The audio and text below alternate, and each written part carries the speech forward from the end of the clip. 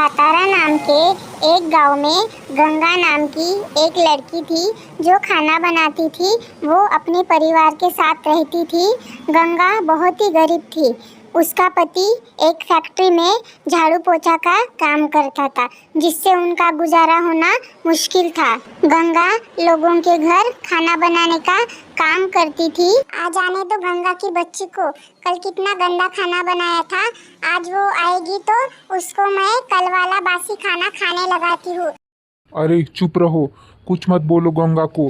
इतने घर लोगों के घर खाना बनाती है, गलती हो जाती है, वो भी एक इंसान है। आज देखो मैं क्या बोलूँगी उसे। रोज की तरह गंगा अपने काम पर निकलती है। उसे पता नहीं था कि आज उसके साथ क्या होने वाला है। जैसे ही गंगा साक्षी के घर में आती है, लो आ गई महारानी। जब खाना बनाना नहीं आता तो काम क्यों करती हो? एक तो तुझे अच्छा खाना बनाने नहीं आता, फिर भी मैंने तुझे काम पर लिया, लेकिन अब तो तुम सर पर चढ़ती जा रही हो। कितना खराब खाना बनाया कल तुमने। अरे नहीं नहीं मालकिन, मैंने तो अच्छा खाना बनाया था। खराब कैसे हो गया मुझे नहीं पता, भगवान की कसम। अरे बाप रे, अब तो तुम जुबान लड़ाने लगी हो। रुको तुम, अब रुको, यही रुको। रसोई में जाती है और गरम गरम चिमटा लेकर आती है, गंगा को जलाती है और बोलती है कि एक बात याद रखना, तुम एक नौकर हो और हम खानदानी रईस है, समझ गई अनपढ़। उसी वक्त गंगा का पति रमन गंगा को ढूंढते हुए आता है। हम गरीब जरूर है मालकिन, पर नौकर नहीं है, मेहनत का खाते हैं। चलो यहाँ से गंगा, इस घर में काम करने की कोई जरूरत नहीं है। मैं भी देखती हूँ कि कौन तुम्हें अब इस सोसाइटी में काम देता है। अब घर घर भटकते रहो तुम। रमन और गंगा बाहर आ जाते हैं। जंगल के रास्ते अपने गांव जाने के लिए लगते हैं। तब रमन गंगा के हाथ में गीली मिट्टी लगाता है और उसे बोलता है, मुझे कितना सहना पड़ता है गंगा। नहीं नहीं रमन, ऐसा नहीं है, तुम ऐसा मत सोचो। ऐसा नहीं है मतलब कैसा है? आज अगर मैं तुम्हारे पास नहीं आता तो मुझे पता ही नहीं चलता कि वो जालिम औरत तेरे साथ कितना बुरा करती होगी। मुझे माफ कर दो गंगा। इतना बोलकर दोनों घर आ जाते हैं। अगले दिन गंगा जब अपने बाकी घरों में काम करने जाती है, उसे कोई घर काम करने नहीं आने देता। गंगा निराश होकर अपने गांव वापस चली आती है। उसका चेहरा मुरझाया हुआ था। क्या बात है दीदी, कोनो बात है क्या?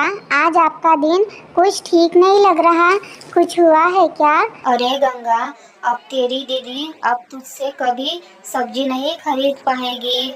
क्या हुआ दीदी, क्या बात हो गई? मुझे सब लोगों ने काम से निकाल दिया है। अब मुझे बहुत चिंता हो रही है कि अब मेरा घर कैसे चलेगा। कोई भी मुझे काम नहीं दे रहा। अब क्या करूं मैं? तुम कुछ सलाह दो मुझे। दीदी चिंता करने की कोनो बात नहीं है, आप कोई दूसरा काम कर लो। लेकिन मुझे खाना बनाने के अलावा कोई भी काम नहीं आता। क्या करूं मैं तो पढ़ी लिखी भी नहीं हूँ, मैं तो अनपढ़ हूँ। जरा रुको दीदी, मैं कुछ सोचती हूँ। वो सोचते सोचते उसकी नज़र अपने टिफिन पे जाती है और वो बोलती है कि अरे दीदी, आप एक काम करो, आप खाना बनाओ और खाना बना के टिफिन पार्सल करो सबको। वो भी काम बहुत अच्छा चलेगा आपका, बहुत कमाई होंगी और आप खाना तो बहुत अच्छा बनाती हो, ये तो मुझे पता है। आजकल उसमें भी बहुत कमाई होती है। लोग खाना बनाते हैं और टिफ़िन पार्सल देते हैं, उसमें बहुत अच्छी खासी कमाई हो जाती है। आप मेरे ख्याल से वही धंधा चालू कर दो। अब मेरी बात मान लो दीदी आप। ठीक है, जैसे रमन घर आता है मैं उसे सब बताती हूँ। फिर अगर उनको अच्छा लगा तो हम ये बिजनेस चालू कर देंगे। रमन, हम खाना बनाने का बिजनेस चालू करते हैं और पार्सल देने की सुविधा भी रखते हैं। ठीक है गंगा, अगर तुम्हें यही सही लगता है तो हम यही करेंगे। मैं तुम्हारे साथ हूँ, तुम चिंता मत करो। हम दोनों मिलकर ये काम बढ़ाते हैं। देखते हैं अब भगवान हमारा साथ देगा या नहीं, लेकिन एक बार ये धंधा चालू करके देखते हैं। अगर हमारा खाना अच्छा बना तो लोग बहुत आएंगे और कुछ ही दिनों में हमारी परिस्थिति बदल जाएगी। अगर भगवान की कृपा रही तो सब कुछ बदल जाएगा। थोड़ी देर बाद रमन और गंगा मार्केट में जाके खाना बनाने का सारा सामान लेकर अपने घर आ जाते हैं और एक भोजनालय खोल देते हैं।